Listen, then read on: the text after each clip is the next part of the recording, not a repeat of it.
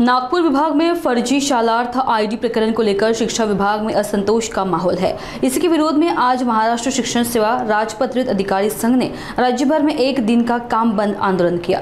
बिना किसी प्राथमिक जांच के अधिकारियों और कर्मचारियों की हो रही गिरफ्तारियों के खिलाफ यह आंदोलन किया गया।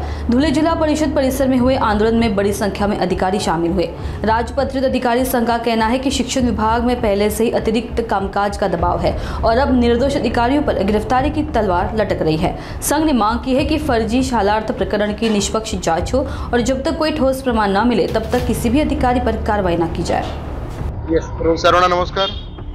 महाराष्ट्र राज्य राजपत्रित अधिकारी महासंघ संलग्न अखिल महाराष्ट्र शिक्षण सेवा राजपत्रित अधिकारी संघ महाराष्ट्र राज्य यांच्या वतीने आज संपूर्ण महाराष्ट्रामध्ये माननीय संचालकांपासून तर सर्व वर्ग 1 वर्ग 2 चे अधिकारी आज या ठिकाणी सामूहिक रजेवर उतरलेले आहेत। यामध्ये सर्वात जो तीव्र निषेध आम्ही व्यक्त करतोय तो नागपूरला जो प्रकार घडतोय त्या नागपूरच्या प्रकारामध्ये कोणत्याही प्रकारची चौकशी न होता, कोणत्याही प्रकारची त्या बाबतीत विचारणा न होता सरळ सरळ अधिकाऱ्यांना अटक करणं आणि अटक करून या अधिकाऱ्यांवर अमानुष पद्धतीची वागणूक देणं याच्या निषेधार्थ आज संपूर्ण महाराष्ट्र राज्यामध्ये जो अखिल महाराष्ट्र शिक्षण सेवा राजपत्रित महासंघ आहे तो निषेध व्यक्त करतो आहे। आज सर्वांनी सामूहिक रजा घेतली आहे। यामध्ये संपूर्ण राजपत्रित महासंघाने सामूहिक रजा तर घेतलीच आहे, त्याच्याच बरोबर शिक्षण विस्तार अधिकारी संघटना, त्याच्याच बरोबर केंद्रप्रमुख संघटना, त्याच्याच बरोबर असलेले आमचे माध्यमिक मुख्याध्यापक संघ, माध्यमिक शिक्षक संघटना, शिक्षकेतर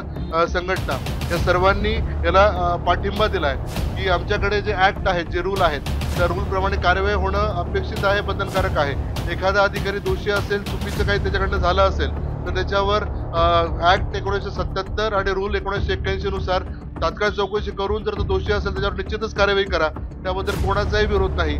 परंतु कोणत्याही प्रकारची चौकशी, कोणत्याही प्रकारची विचारणा न करता संबंधित अधिकाऱ्यांना सरळ अटक करणं आणि त्यांना अमानुषपणे त्यांना ट्रीटमेंट देणं याच्या निषेधार्थ